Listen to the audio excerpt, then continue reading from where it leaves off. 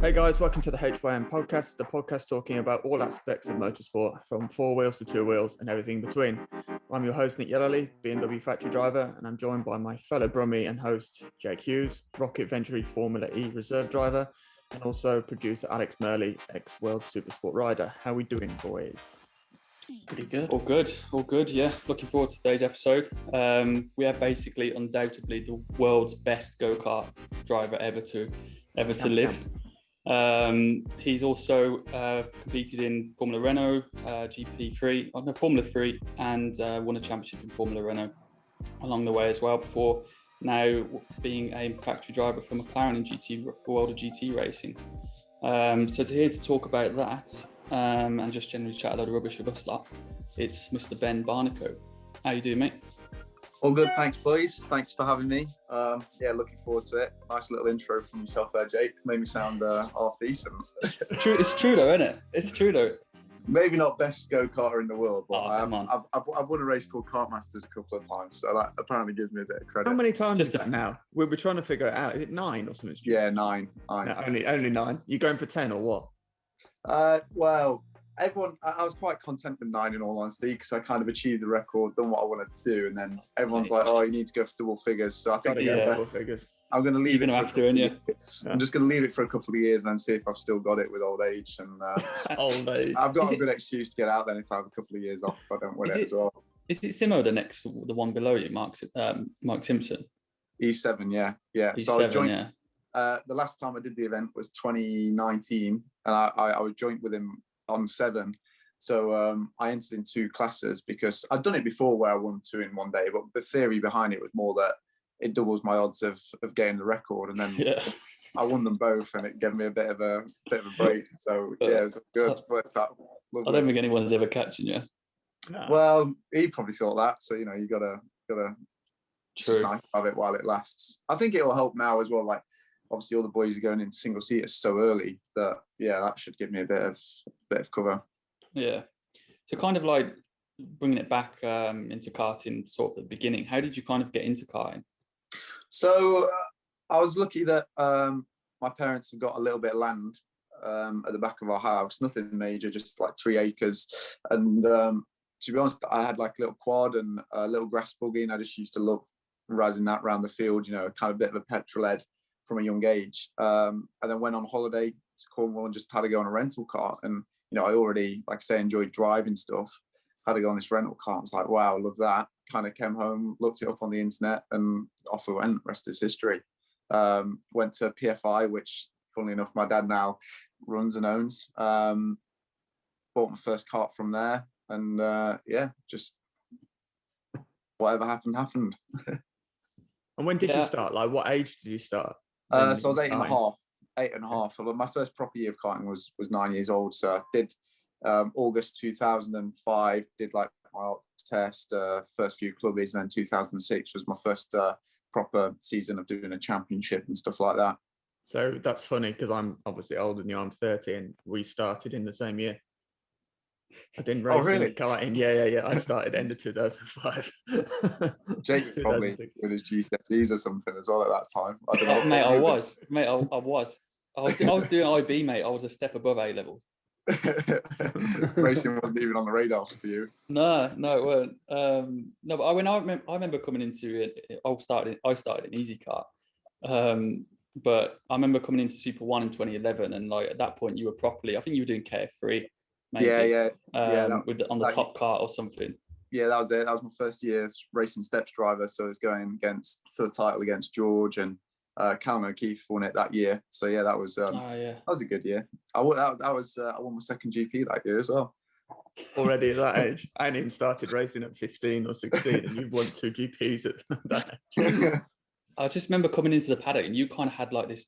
You kind of had this fan base, like in the grandstand at PF, the Barney Army. That was it, Represent. Got it now. We've still got it. Yeah. I think I had more fans then than I did now, in all honesty. It's because you're winning. Yeah. Oh. I can't talk, can I?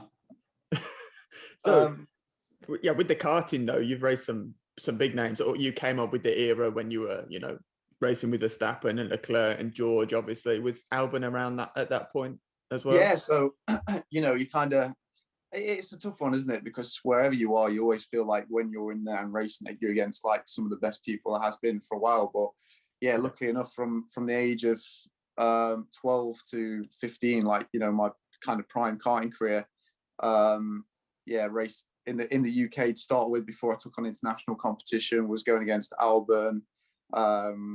He'd already done a year in juniors before me. And when I came in, he was right on the top of his game, sort of dominated it. He was an exceptional karter. Me and George literally started at the exact same time. We got our first karts pretty much the same time, and we was batting around PF on our novice plates together.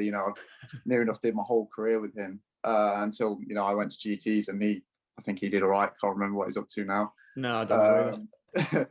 Yeah, so those two, especially on UK competition, along with a lot of other good guys that just never got their break. And then when I went into international competition, was teammates with Leclerc for 2 years.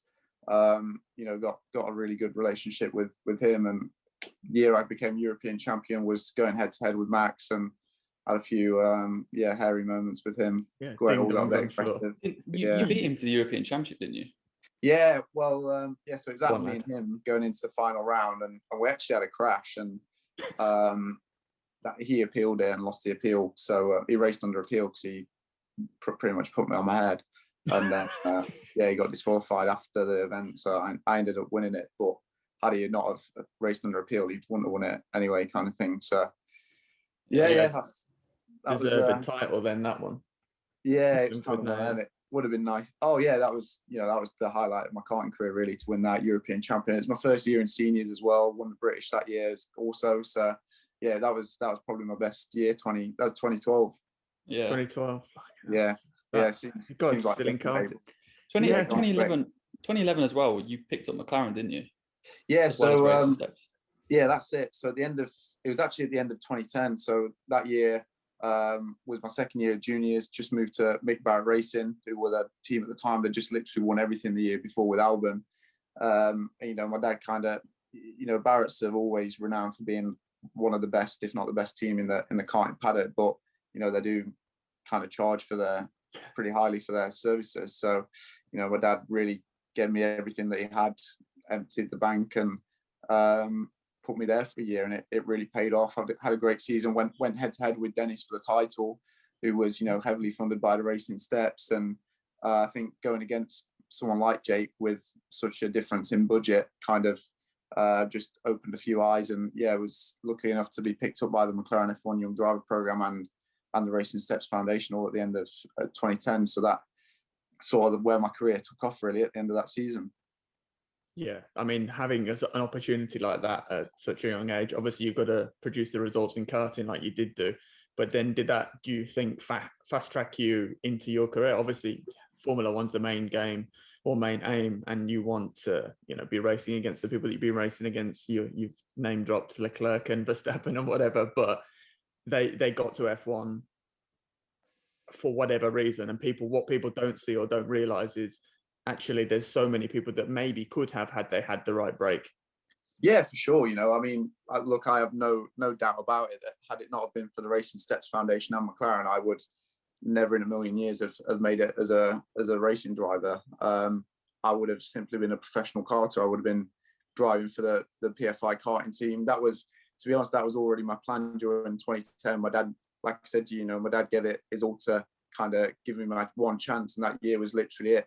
The plan was already in place for me to join the PFI team for 2011 as their junior driver and race for them. And he would have put me into Europe, but it would have been nowhere near on the scale that Racing Steps gave me an opportunity. And on the back of that, I might have got a cheap deal for Formula Renault for 1 year or something, but that would have been it. I'm very realistic that had it not been for those, that big support, I wouldn't have made it. And they all made it to Formula One, and they're classed as the current greats of Formula One. But when you put it in realistic terms, considering where I come from, to be able to call myself a professional racing driver now and race all around the world, just come back from Asian Le Mans, times like this where it's so difficult just for normal people to leave the house, to be able to travel to Dubai and Abu Dhabi and race and still be able to do what I love and get paid for it. It's just amazing, really. So just got to be grateful for where you get to, and I'm sure it's the same for you boys. You know, I've name dropped a few people, but I'm fully aware that Jake was in Formula Renault at the same time as me and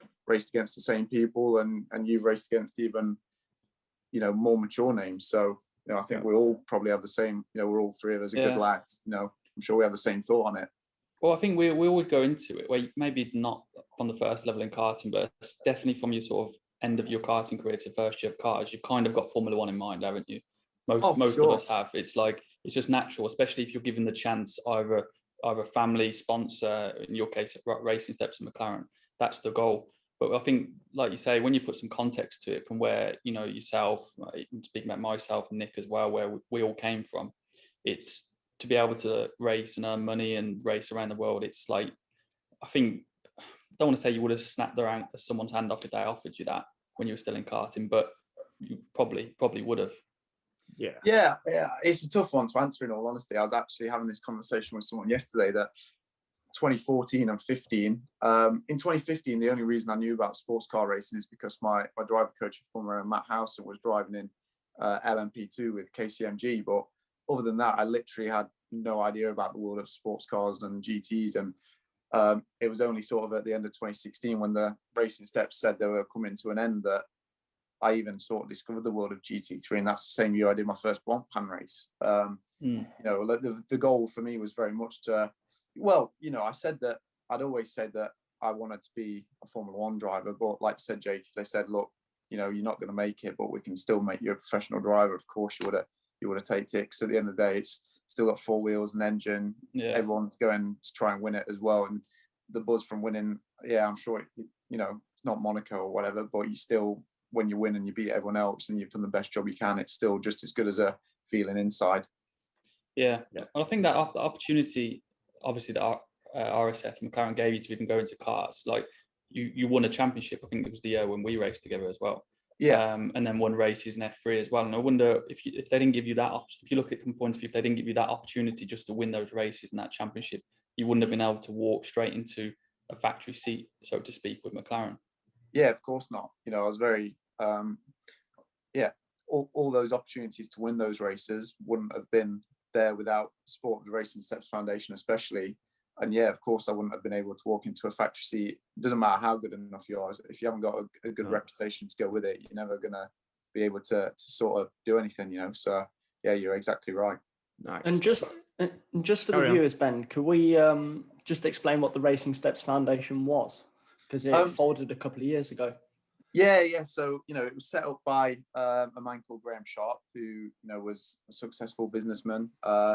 And he, you know, had just, you know, amazing of him, really sort of was passionate about racing. And he basically wanted to give young British drivers who had the talent and the ability to be able to, you know, become a professional driver or potentially be a Formula One driver, but they didn't have the family funds behind them in order to do so. So they picked up quite a few of us, Jack Harvey, Oliver Turvey, Oliver Rowland, Jake Dennis. You know, I'm sure there's a couple that I missed there, but Collado, right? Yeah, Collado. And, you know, it picked us all up and all gave us our chance. And yeah, it was, you know, I'd only sort of done 3 years in single seaters at the time when it gave up, when it finished. So I kind of felt like, you know, I hadn't had my true opportunity of single seaters compared to some of the others. But nevertheless, you know, it's kind of, it goes back to the old saying, don't be sad it's over, be grateful it happened, because, you know, I wouldn't have been able to open any of those doors without it. Yeah, I think it's I don't think British racing probably, I don't want to say we took it for granted at the time, but when you look back now, because obviously it's been a few years since it ended, there's not been anything, I don't know about it beforehand, but there was definitely not been anything like it since. It was special, not. Really. Yeah, it was extremely special, and to be one of the people to been part of that program, you know, like, I mean, like, look at yourselves, you both probably tick the boxes to be a part of it, you know, British, good drivers. You know, some of it was luck, being picked up by them, being in the right place, right time. Like I said, going against Jake for that British title back in 2010 for sure put me in a big spotlight for it. And yeah, I owe my entire career to them, really.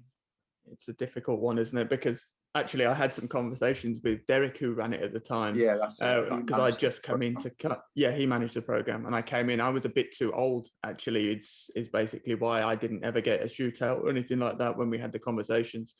And I would say I was under the radar. I never had that big karting background, which, if you look at every other driver that Racing Steps have picked up, they tend to try and find you guys in karting and then bring you up through and make the transition with you with cars. And then if you look at actually every single name I think that was on that program is now a pro driver in some capacity, whether it be Jack Harvey in IndyCar, James doing obviously a bit of Formula in with Ferrari, you've got Ollie Turvey in Formula E, Jake Dennis in Formula E, McLaren Factory, you've got everyone has made a pro career. So they definitely didn't do a bad job at all in putting you in the right situations to at least be able to say, I know you come from Chesterfield, it's not Monaco, you don't have this massive, funding behind you. Monaco of the North. Be able to, exactly, Monaco of the North. And you don't have these hundreds of thousands behind you. So for them to be able to pick these British, both drivers and, as we'll talk about in a minute, Alex, some motorbike riders as well, and some good ones, they've helped now be able to earn, sums of money that you'll never have dreamt of, or being able to say if you went to just stay in karting and be the next sort of Mark Litchfield or something like that. Yeah, exactly. You hit the nail on the head, and I have no doubt that that's exactly where I would have been, and I would have been doing had it not been for it. Oh, sure. Was it John McPhee, Alex?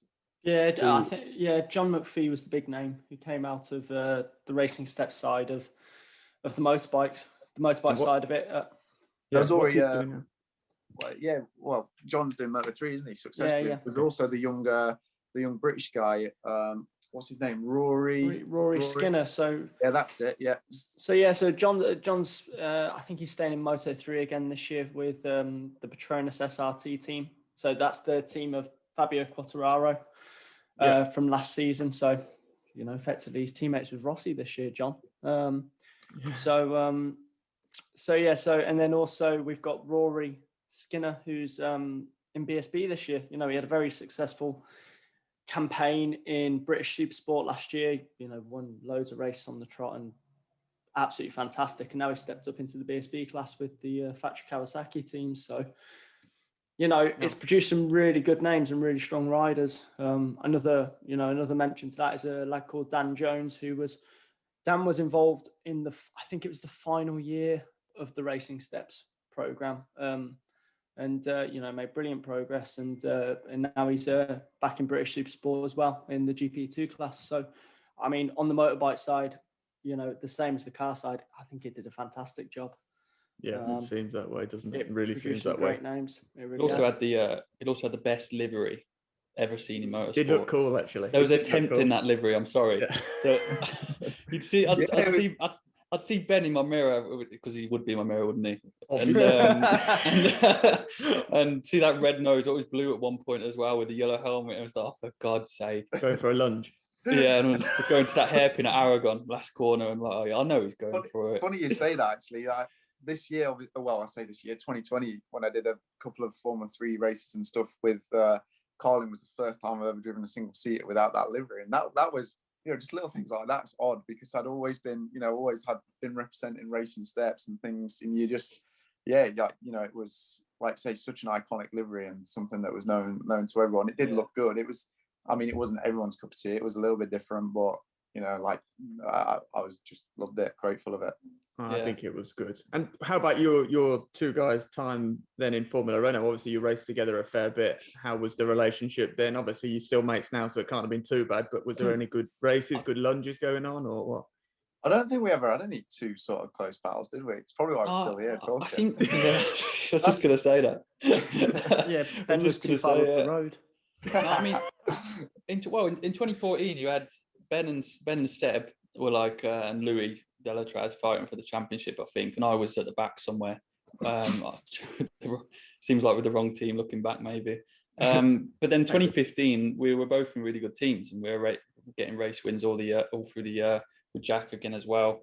No, I really enjoyed Formula Renault. The World Series was great as well. Yeah, I love the championship, to be honest. Those were, my Formula 3 career following that wasn't I had a few wins, but it wasn't exceptional as a whole campaign. But Formula Renault won the NEC Championship in my first year. Like I said, that was probably the first time I actually raced against Jake, because we had different karting backgrounds. But yeah, my first year Renault was with Fortec, who'd won it for the last 2 years on the trot. So going into probably the best team that was on the grid. There's a little bit of pressure on, because obviously Dennis won it in his first year as a Racing Steps driver. And although Racing Steps was very good in the way that it wasn't cutthroat like a Red Bull junior program, they always just, as long as you were learning and progressing and doing a good job, they're always happy with you. But personally, you'd always put the pressure on to make sure you did a good job and made sure your place there was well secure. So yeah, just as the year went on, I only won 2 races actually, but just sort of chipped away at it. Was very sort of steady and consistent, and ended up winning the title. And then the following year in 2015 in Eurocup, kind of became a bit more aggressive, and a couple of times that bit me, or otherwise I think probably would have had a shot at the title. But yeah, those were great days, and a car that just suited my style, and I was always very quick in. Yeah, with that car, you only drove the paddle shifts, right? Yeah. Well, actually, I started. The first car driven was the Formula Renault, what used to be the UK car with the sequential box. So that's the better car. How to drive a car. Oh yeah, you had to blip it. Yeah, you had to blip it. My first day at Anglesey, that'll be a lifelong memory, driving around there in that. Did about 4 planks where I kept on sliding off at the first corner on the bottom of the car. So it's a fun memory. Loved it. No, I mean, so I did the similar thing with my first test was Pembrey with high tech. And it was always trying to blip the throttle at the right time with the downshift. And when you hit it wrong and it just surges forwards, and it's like that noise, like, oh no, I've done it again. Then you have a lock-up as well. You're like, oh my god. Oh no, I've done it all. My first ever racing cars was with that Bark Renault. Really? But it was in the V series. No, the V series in France. So it was at Le Mans on the Bugatti circuit. My first ever race. And it was absolutely torrential. And I remember sitting there going, I am well out of my depth here. Like, this is my first race. I've done 1 test day in a car, and I'm driving at Le Mans. Like, how's that work? That's a weird story. And most people just do your standard Pembrey test and whatever, and then you do your Silverstone National Day with all the other road cars on it, and then build up. So it's a bit different to the standard run of the mill thing, isn't it? Yeah. But then after that you went into F3, didn't you, George? As your teammate? Yeah, so I did the 2 years of Renault, and then went into Formula 3, which was that was all interesting, because obviously came off a good Formula Renault campaign, tested with Prema, all went good, signed for Prema, got kicked out of Prema, signed for High Tech. That kind of all messed me up a bit, because I missed all the winter testing. I only ended up doing like 4 days in total, but still kind of came out the blocks pretty good. The start of this 2016 I was up against George as my teammate, and at the time was fiercely competitive. We were both 2 of the best British drivers coming up, and beat me by a tenth or 2, and you'd be like, that's not good enough, wouldn't accept it. And then you kind of look back now and you're like, probably was all right, should have been a bit happier with that. It's funny how different people develop. How did that Prema thing fall through? To be honest, not talk about it. I never got told a definite answer at the time. At the time, it was kind of like, it is what it is. We just got to move on and make the best of a situation that we're in. And then a couple of years later, it was, rumoured that it was because Racing Steps wouldn't agree for me to finish second to Stroll. That was the deal. That was his year to win the title. Everyone who was in the team, that was their agreement. Supposedly, don't hold me to this. Don't want anyone to take any legal action against me. But and Steps obviously felt that I was good enough to potentially have a crack at the title as I was going into the best team, and didn't really want to forfeit my chances of that. So, I mean, now you look back and you'd have gone, yeah, too right, we'll finish second. Hindsight's a wonderful thing, isn't it? Yeah, win it next year. Yeah. No, that's How cool. was it? Yeah. How was it with George as your teammate? Well, it was, me and George had quite a funny relationship, to be fair, because, like I said, we started out in karting at the exact same time, and we were going to the same races on our novice plates at the same time. We literally did it all together. So, as kids from the age of probably 8 to 10, we were like best of friends. I remember going to his house, staying there.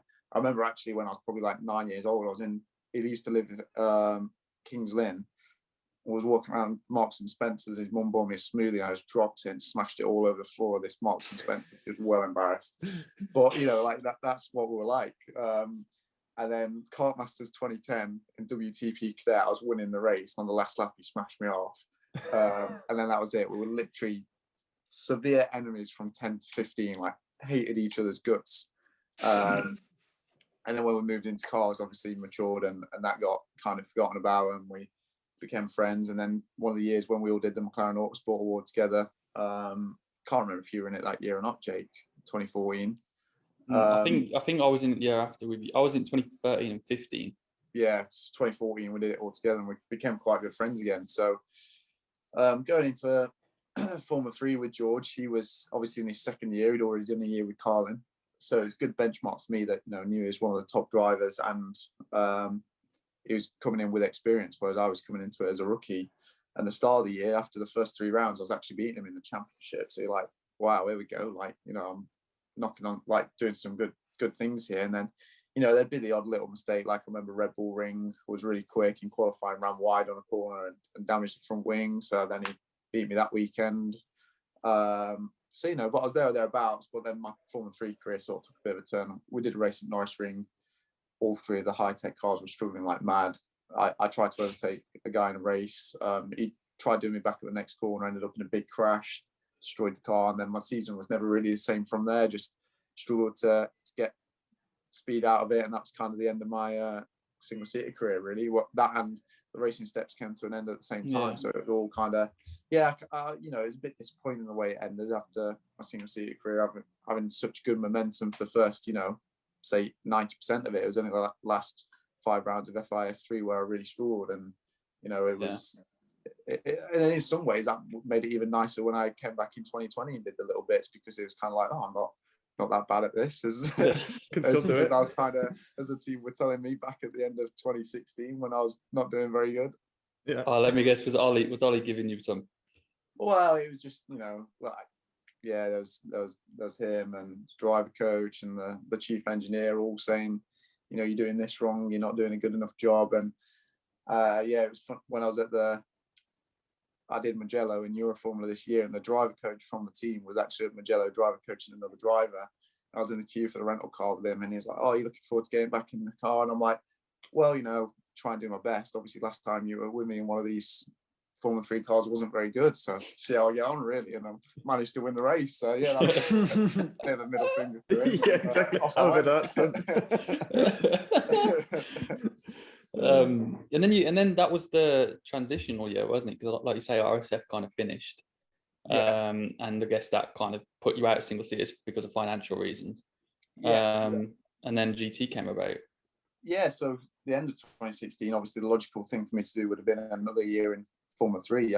I'd you know, shown a lot of promise in 2016, especially in the early half, like I said, and a second year with another good team, I'm sure would have been able to fight for the title. But racing steps come to an end. It was clear that I to be honest, that I really pushed very hard to try and go down the Indy Lights route with the racing steps at the end of.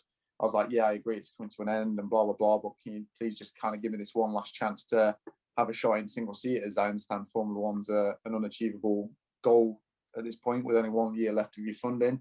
But, you know, Jack had just come off the back of 2 years in Indy Lights with the Racing Steps Foundation support, and I pushed hard for it, but they weren't prepared to do that for me. You know, it was like, we're done, is what it is. And yeah, the opportunity came for me to do one race in WRT at Nürburgring. Me and Jake Dennis both went for they'd been in contact with Racing Steps, said they needed a driver for the final race. Would any of our guys be interested in doing it? So me and Jake went for kind of a shootout test at Barcelona. At the time, we had no idea it was a shootout. They just said, look, we're evaluating drivers for the following season. We'd like you both to come and test. So we went there, and luckily I beat him by like a 10th or whatever. So that night I got a phone call, oh, can you come and drive at Nürburgring this weekend? And Jake was fuming. He was so pissed off. He's like, oh, you shouldn't have hit that curve or whatever. Yeah, so that was it. Did my first race. And actually at that race, saw the guys from McLaren GT. And when you do the McLaren BLDC award, you know, you're part of the evaluation. You had to drive the McLaren GT. And he said to me, "Oh, yeah, is this a route that you're looking to do, coming to GTs?" And I was like, "Well, yeah, the racing steps is coming to an end, so it's most likely where I'm going to end up." Did a good job with WRT that weekend, following it, all kind of. The racing steps were still managing me, because I had a contract for the whole year, and then that was it. Deal was done very shortly after for me to go to GTs with them in 2017, and here I am now, 4 years later, 5 years later, still doing it. I do remember in that, it was 2015, wasn't it? The Autosport Awards. Yeah. McLaren Autosport BRDC Awards, to quote its name properly. You were very quick in the GT car. I do remember that. Yeah, just because we all talk, don't we? Yeah, no, we all do talk. You did a really good job in the F2, but then DTM and GT3, I did I can't remember the exact, but yeah, the GT did an exceptional job, and I would kind of literally on the day Andrew Caldy said to me, "Oh, well, you did a mega job there. If you ever want to come to GTs, let me know." And then sort of a year down the line, there I was on Nürburgring on the grid, and he's like, "What are you doing here?" And I'm like, "There we go." Like, yeah. So it all just kind of, it just shows that McLaren Autosport Award at the time, they when they say to you when you don't win it, they're like, "Oh, it's still an amazing opportunity for yourself." And you think, "Yeah, right, whatever. I've just lost it. I'm not too bothered." But for me, it's probably opened a massive door for my career, and for the rest of it, get me the foot in the door. Yeah, it's perfect. From single seaters to GTs, obviously Jake's in the midst of possibly trying to do that route. I did that route, but I went to Carrera Cup because I had no funding like yourself. It all went, and luckily I got picked up by a Cup team, and without them I wouldn't be a professional racing driver, that's for sure. So it's where you fall. But how have you found it? I mean, for me personally, from my experience, I really prefer the style of racing. I actually really enjoy being a teammate with someone, and some of the races you get to do are just awesome. So how have you found it? Yeah, in complete agreement on that. I know you've done a couple of, you've done like the Nürburgring 24, which I'm yet to experience, but just the highlight of it for me has to be doing the Bathurst 12 hours. Like gone all that way to Australia, a country which some normal people only wish of going and visiting, and then you're doing the job you love on one of the most famous circuits in the world. And this in 2020 managed to get second there, was a bit unlucky not to win it, but just that's just one example. But you're just like, wow, what an amazing opportunity I've been given, and I'm there doing the thing that I love. Like you say, the racing side of it, at the end of the day, we all do racing because we love the buzz of being in a competitive environment, trying to beat our competitors. In GTs, you're just doing that, but for a longer period of time, like a 12-hour race or 3 hours, 6 hours, 24, whatever. You're just doing what you love, but for a longer period of time. And like you said, having a teammate in the car, sometimes you do get a teammate who's not your cup of tea, and that takes a bit of the enjoyment away from it. Like, don't get me wrong, I have had one or two of them in my time, but there's enough. If you have a good couple of guys sat next to you in the car who you genuinely see as your friends, and they're both quick, it's just an awesome working environment. You all push each other, and it's just amazing feeling, one that it's hard to describe, to be honest.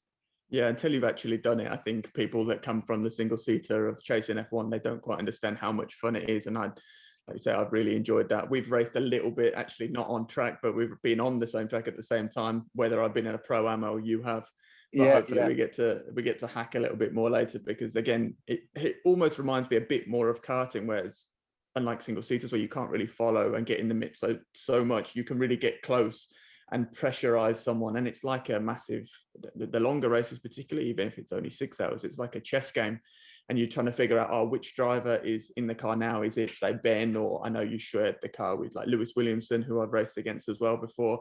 And it's like, who is it? What are their driving styles like? Where are their weaknesses? And it's like a big chess game for, it could be up to 24 hours. And you just, also the level of competition, because say you look down the grid and you've got all these guys that, in my opinion, could have, if you put them in a Formula One car, they'd have been completely fine, not a problem. They'd have been competitive. They may not have been the Verstappen or the Hamilton. Yeah, sure. There's not many of those. But if you look at like the top 20, 30 in, whether it be GT Masters or whatever, GT World Challenge Europe now, Intercontinental GT, they're all guys that were top level and all getting paid. So I would say the depth of field is just wild. It's actually really quite cool when you look down the list. Yeah, that's it. The first year I jumped in it, first 2017, I'll never forget, you kind of come off the back of single seaters and you think that's like, we're with the boys. You get in and there's all these people that you haven't heard about, but they were just in the exact same position as me, but 7, 8, 9 years ago, where they were good enough to make Formula One and didn't. Yeah. My first year of GTs, I was teammates with Alvaro Parente for pretty much all of it. You know, he's quick. Proper GP2 race winner. You know, and I just didn't have a clue who he was. I was like, yeah, they call me quick and he's the boy, and that's why they put me with him in the car with him, because they thought, you know, I was of the same kind of caliber as him. But I'm like, oh yeah, I'll be quicker than this guy. And like, fuck, you know, Jesus is like right on the top of his game. And yeah, you have no idea about how hard and how competitive it is. And yeah, there's literally 40, I think probably 40 drivers on the car, because there's always 20 pro cars, which if they have the right BOP, the right setup, they're capable of winning. And as you said, if you put them in a Formula One car, I'm sure, well, some of them now seem to be coming more just from genuine GTs, but the guys who jumped over, there's loads of them that would have been good enough to make it in F1. Funny you say that with the story, because I was obviously teammates with Richie Stanaway, who made the jump from GP3 when we did it in 2015 over to Aston. And I can remember texting him at the time, and he's like, oh yeah, I just did this test. And I turned up, and this old dude absolutely hammered me by 4/10. And I was like, oh, what's his name? He's like, Darren Turner. I was like, you have no idea, do you? He's like, won everything. And Darren's obviously been there and thought, oh yeah, this quick little Darren was my first ever manager. Really? Yeah, he was, yeah. He's a proper driver as well. He actually only the end of last year, I got called up to do that Sebring race, lastminute.com. And he was there, and man, he was all over me. He got by actually and did one. So it shows also your GT career can be, I think he's 42 now. I don't want to do him an injustice, but he's just in his 40s and he's still rapid. Yeah, but he's like a brand ambassador as well. That's the other important side of it. Yeah, I guess people don't understand as well. Like brands like Aston, McLaren, the German ones as well, or Merc, Porsche, BMW, Audi, they like loyalty, don't they? They like you to be professional. They don't want this kid who's just obsessed with himself. Yeah, that's massive. Yeah, it's a massive part of it. You got to tick a lot of boxes, and they expect you to be everything to the brand and give them the world and see it as the world. So it's there's a long list of things that you need to fulfill. Yeah, where do you reckon your future's going to be? Like, obviously not so much this year, because I think we pretty much say that you're probably going to be in the realms of GT racing with McLaren, but like, where would you like to be in like 5 years' time? But obviously there's talk about Alan DH coming along, and we spoke about that with a few of the other guests we've had on, but that looks quite exciting. I mean, I was watching Daytona 24 just a few weeks ago, and it's like the top four with 10 minutes to go were within 5 or 6 seconds of each other. And it just looks mega, and I'm really looking forward to it. So is that something you're looking at? Yeah, I mean, it's a tough one, because, you know, I'm very happy where I am in GTs. You know, I really enjoy the racing. I'm very grateful to be a McLaren factory driver and paid by them to race, but you always want to be at the top of what you're doing. And I've not won a GT World Challenge title or anything like that, but you know, I do probably believe I'm good enough to get in an LMDH car and winning it in the right car with the right teammates. I was lucky enough, you know, 2019 drove in the LMS series and Asian Le Mans in LMP2 with Carlin, which went really well. Had Tinkle as my teammate, who's regarded as one of the best DPI drivers, you know, and was more than competitive against him. So it's definitely somewhere where I want to be. I feel that I'm in a very good position with McLaren as one of their GT drivers. I'm probably, you know, the only one out of their pool of GT drivers that has the capability to jump in something like that and be on a top level, because, you know, as good as Rob Bell is, he's not driven a prototype. You know, don't get me wrong, he might just jump back in the prototype and be on it straight away, but sure, I'm the one with, you know, the most recent current experience of something like that. And then Joe Osborne's never driven a single seater or a prototype. So it's kind of definitely something that I'm looking at, and I feel I'm in a good position to hopefully make something work from that. But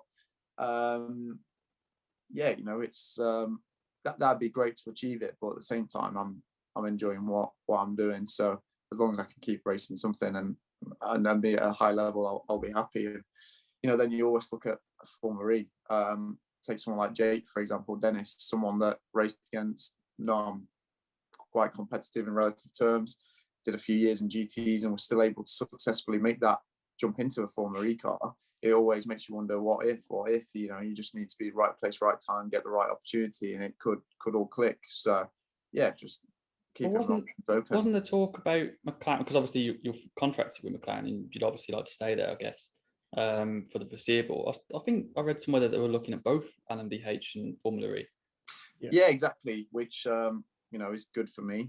Good that I'm already part of the brand, kind of, I believe, tick the boxes as their brand ambassador side. So yeah, it would be great to get an opportunity like that. But at the same time, you know, I drive for Customer Racing, which is a separate company to racing Formula One, which is Zach's side, which Formula E and stuff would fall directly under. So there's always a bit of a question mark.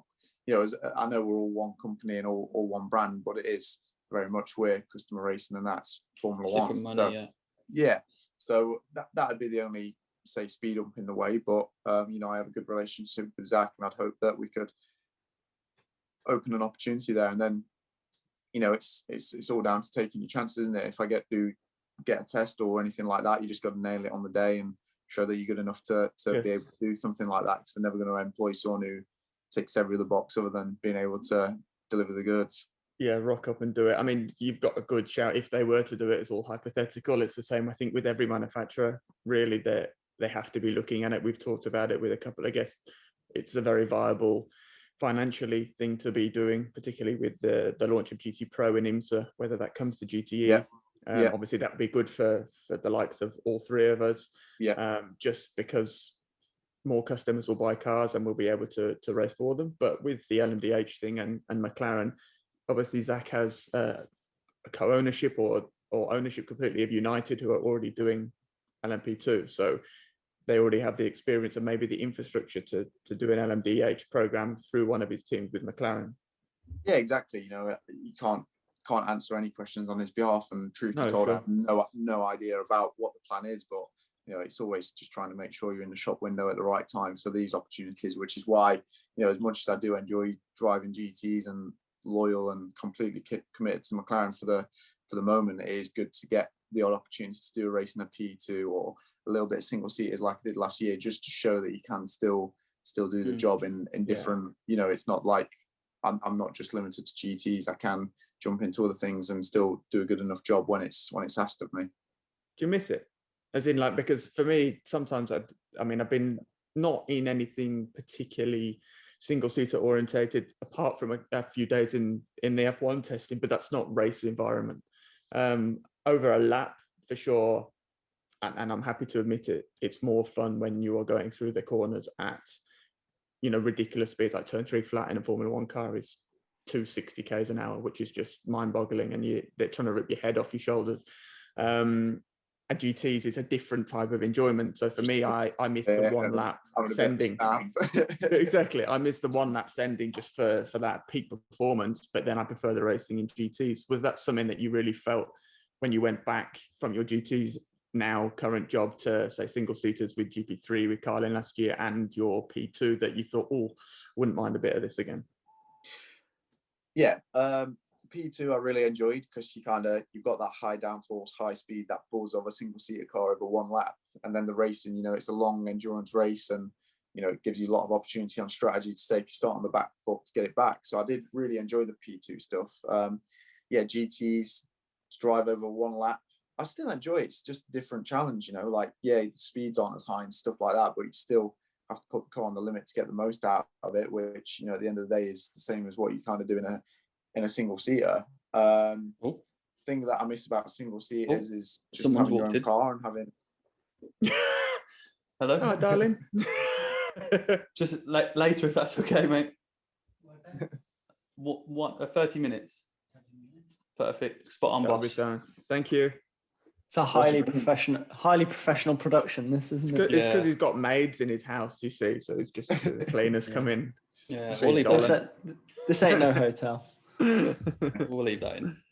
So the thing that I do miss about single seaters is that obviously in GTs there's a thing called BOP, balance of performance. So that you know, the championship have the control to turn your car up and down, and sometimes you do just genuinely have a bad BOP and you've got your hands tied behind your back. You just can't physically produce a good result, which is a very frustrating thing. And you know, sometimes your teammates want to lead the car in one direction which you don't agree with, whereas in single seater, you know, you had complete and utter control. Sometimes, senior engineers and stuff would stop you from doing stuff, but they're the only things that I miss, really. And you mentioned the Formula 3 stuff I did with Carlin last year, the FIA F3. That was actually, in all honesty, yes, it was great to get the opportunity, and I loved being back in the single-seater paddock and in the environment. But driving on those Pirelli tyres, I was just gonna say, was required. Like, I did not enjoy that one bit. Like, we get in our GT cars and we're flat out racing proper for 1 hour, and in that thing, like, the management and aspect side of it is you get maybe 5 flat out laps across a weekend, and I was like, how do they get people to pay like budget to do this? It's just. And then to flip that, I got in the Euro Formula car, which was on a Michelin and an old F3 car, high downforce, blah blah blah, and I really enjoyed it again. I thought, oh, mega, love driving this. But that FIA 3F car with those, I think the car itself is probably quite a good car, but the tyre side of it was something that I really wasn't a fan of. Well, they get people to pay it because the FIA managed to get rid of World Series, which is a competitor, was a competitor to Formula 2, and then Formula 3, the old Formula 3, which was a competitor to GP3. So now people have got no choice.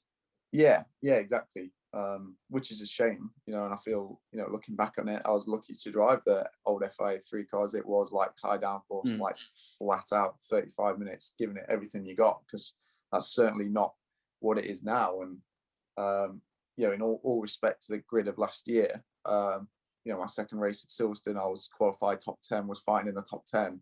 I really don't think I would have been able to jump into an old FIA 3 car and do that like 4 or 5 years ago. I think, it just is different now. It is a bit different. Completely different skill. Yeah, I can see that and agree with that. Some people that are very, say, patient with their throttle application and maybe don't have the capabilities to extract that last couple of tenths, it doesn't matter so much anymore. Whereas when I was doing, say, 3.5 in 2012, if you'd miss 2 or 3 tenths, instead of being on pole, you can be 12th, 13th or whatever. It was super, super close, and you never had to look after tires. So it was flat out for the whole period. And that's something that I definitely always look for when I'm trying to do a race series. So like GT Masters or DTM, for example, with the new current or the upcoming GT3 rules, I think are 2 championships where you have sprint race formats and you can just drive flat out. And I do, even if it's in a GT car, I really, really enjoy that kind of thing. Yeah, completely agree. That was the biggest thing for me. I was like, I've not done it in such a long time, and everyone was like, "Oh, did you enjoy it? Did you enjoy it?" I was like, "No, yeah, good." But I was like, "No, I didn't not enjoy it. I did. I was very, hugely grateful to Trevor for trusting me to do it and putting me in the car. Because I would have thought there was a list of people ahead of me that would have ticked the box. But it was amazing to be there, and I'm glad that I did a good job. But in terms of, you always look back and think, you asked me earlier, do I look back and think, oh, I could have made it to Formula 1 and driving that? I was like, yeah, it's good, but I probably hand on heart enjoy what I'm doing now more than that. Like say, having a good team of guys around me, driving a car on the limit for an hour long, and it's just felt it was a better buzz. No, I completely agree. And with Carlin, Trev is so good with giving opportunities like that. He's done a couple of things where he's put drivers in that he felt that are obviously very, very good, which you are, and just giving them, a little heads up or leg up, sorry. And if you see all the names that he's put in, if we have a chat about Trev in general, I remember I was going to do a DTM test, I think, for BMW 2 or 3 years ago, and I haven't done anything with any sort of downforce for years. And he said, "Oh, I've got a Euro F3 car at SNET. Come and do the morning." And I was like, "You sure?" And he, just went over and did that and just gave you little helping hands all the time. And I always remember he's a big part of the single-seater fraternity. I'd actually like to see him come over as a team, or Carlin as a team. I know they've gone to do IndyCar, but I'd like to see him come and do some GT stuff. I know they've done the P2, but I feel that they would really be able to maximize packages and be an awesome endurance racing team as well. Yeah, agreed. Trev even, I don't want to say saved my career, but when I look back, it was a big moment, because at the end of 2016, when I was racing GP3 with Dams, I basically ran out of money. And he put me in the car for the last race. Ben will remember, he put me in the last race in Hockenheim, and the car was rapid for whatever reason. It was just, they'd had a terrible year with whoever the drivers were, I can't remember, but the rapid, we qualified second behind Stroll, broke the lap record, got a podium, and did Macau, best rookie Macau, and then it was all of a sudden got a drive with High Tech the year after. But when I look back now, if he hadn't given me that opportunity, I don't know. I'm not sure what I would have done. No. Yeah, no, he is, and even with me in the P2, you know, I'd never driven a P2, but I was in a situation where I didn't have much racing with McLaren, you know, and I just saw they were doing a P2 team, and I literally just rang him up and said, you know, I'm available. And my only involvement with Colin before that, you know, I always knew the people through the racing steps. Like I knew Trev, knew quite a few of the engineers there, just from when I'd been to like watch Jack Harvey and British F3 and random bits like that. But yeah, I'd done one day in a World Series car with them, which went really well. And off the back of that, when I said I'm available for the P2, you know, I fitted all the boxes. I was British, which way they wanted. I was fairly tall because Jack Manchester was really tall. And gave me the chance, and yeah, you know, I've got maybe a couple of things on the back of that since. Yeah, it's good when things like that come across and people don't. I think the listeners may not realize how everything has to fall in place in a perfect way for these opportunities to, you know, then you take advantage of them. So it's pretty interesting. And before we start wrapping up, you've just been out in Dubai and Abu Dhabi, racing that McLaren round and getting some really good results. So how was it? You know, I didn't actually follow, to be honest, the last final result for the championship, but I saw you on your old Instagram poses and putting up those photos on the podium, so it can't have been too bad. Yeah, no, it was good. We ended the championship in 4th place, which in the GT class in Asian Le Mans, the top 4 finishers get an entry to Le Mans. So, you know, from the unfortunately at the minute McLaren don't have a GCE car to race at Le Mans, but nevertheless, my job there as a factory driver to go and support the team. You know, to get that entry for Le Mans was a big goal of theirs. So that's a massive tick. You know, that's Nick. You know, a lot of the time it's not all about the winning; it's about helping the team. Of course, we all want to win, but it's helping them achieve what they want to achieve, and that was the big goal for them to win Le Mans. So we'll go to Le Mans. Yeah. So that was amazing. Yeah, we had some good results. We had a 2nd place in the first race in Abu Dhabi and a 2nd place in the final race. No, sorry, 2nd place in the first race in Dubai, 2nd place in the final race in Abu Dhabi. Between that, we had a couple of bit rocky races. Race 2 Dubai, we got 6th.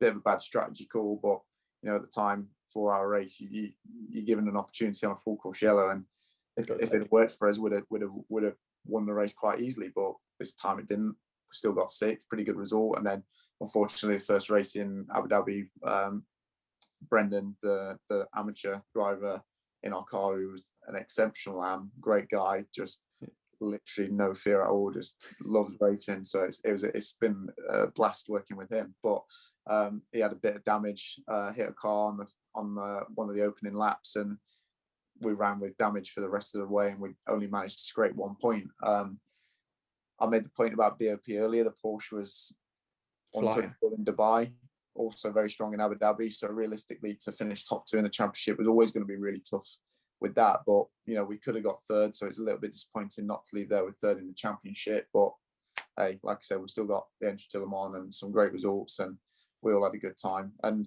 doing races like that, you know, I've done already this year 5 races, done 1 12-hour race and 4 4-hour races. It's amazing to get these winter Asian series in GTs, and just gives you a good head start on like, I don't know how long it has been since you've driven, Nick, but certainly someone like Jake won't have driven a real car in like 6 months maybe. So, you know, it's just amazing to be out there and racing already. Yeah, no, it's exactly right. The Asian stuff is always good. I think it was, for me, was mid-December in Kailami. Was the last time I jumped in a car, so not too long ago. But I wish I was out doing some of the stuff they sent. I think Nicky Katzberg was out there in the M6. Yeah, that's it. Yeah, it was a super super strong grid in GT. Yeah. You know, like Marcello was there, Katzberg, Pierre Guidi, David Rigon, Maxime Martin. You know, they all a lot of the brands sent their big guys there. So it's a bronze, silver, gold format in terms of driver lineup. So, you know, I'd always be against those names, and qualifying would always struggle a bit. We lack a little bit of front downforce on the McLaren, so it's hard to get everything out of the new tyres. But race pace was always very strong, and yeah, had some good battles, and really enjoyed my time there. So yeah, it was great. It is mega, isn't it, out there? And I saw. So are you telling me that you were teammates with? So for people who don't know, I think you were teammates with Ollie Milroy, right? Yeah, Ollie Milroy, who he's a silver. Yeah, he's the silver. No. Because yeah, but you know, you look at him and we all know he's a good driver. Yeah. Hasn't been so active, I guess. He hasn't been so active, not for no fault of his own. As we were saying earlier, it's all about budget and opportunity. And for the last few years, he's been working as one of the head coaches in the McLaren Pure Series, which is a GT4 championship just for the McLaren 570S, and also the road car events where, you know, owners of McLaren and potential owners of McLaren come and drive your 720 road cars, 765s, blah, blah, blah, the list goes on. And that's how we met Brendan on one of those events, coached him in a road car, put him in the GT4, coached him in the GT4, and Brendan's, you know, like I said, a great arm, and then took him into GT3 with McLaren. And, you know, Ollie's done you know, we all know he's a good driver. He's does a great job with his silver, and that's been, you know, so he's genuinely just an opportunity for himself of working still within a motorsport related job, but not actually physically racing in series. So he had, I think, probably 2 years out before that. So yeah, it was really enjoyed playing with him. Yeah, he was a proper driver. He did some stuff with AAI, the team I raced out in China with for BMW as well. But he was the guy who was winning ICA championships and whatever when I started back in 2005. Well, that's what I said to him. You know, I never forget. A bit sad this, but when I started, you know, you get the karting magazine, like exactly the same. Look at all the cool boys. I'll never forget. He was on the front page. I've got the magazine. They're all just won like the European champs or something. I was like, that guy's cool. Checker flag helmet on the side. Yeah. Into a corner, right-hander. He had those Alpine style gloves with the little. Do you remember the knuckle duster thing? Yeah, exactly. It looks so cool, man. And the suit with a shoulder pad on. I was like, I had that suit. Did you? Full factory spec. I had the gloves, but I didn't have the suit. I never quite made it. It wasn't that cool. Oh, wicked. All right, well, that's brilliant, Ben. Thank you very much for coming on. We can wrap it up there. I think we've covered all things from Asia to... I've enjoyed it. I want to keep chatting. You want to keep chatting? We can carry on, mate, if you want. But we need to go karting as well, don't we? Because you guys to actually go, Jake's already been and done this, and he left a bit sad, so Right, I was never that good in the kart. What was the excuses you had on that day, Jake? There was a few. Hey, it was about minus 10. No, it was about it was minus 10. I'd never driven. It was Rotax, weren't it? Track knowledge. Yeah, it was track knowledge. It was actually, to be fair. I've driven there about 5 times in my life. Ben's driven about 5 times in the past month. 5 sessions. I'm ready. I'm ready now. Yeah, we should actually go because we were talking about myself and Jake buying a car. Actually, we've talked about it for years. We just haven't done it. Have you?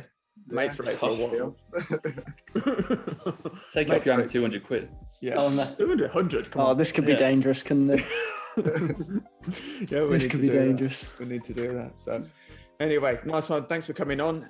Thanks also to, I guess, the listeners. Make sure to follow Ben on all the social media channels, of course. We'll leave them down in the links below. And like and subscribe and follow the HYM podcast as well.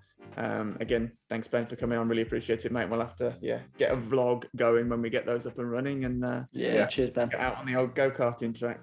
Nice one, mate. Blast. Nice one. Cheers, guys. Cheers. Bye-bye.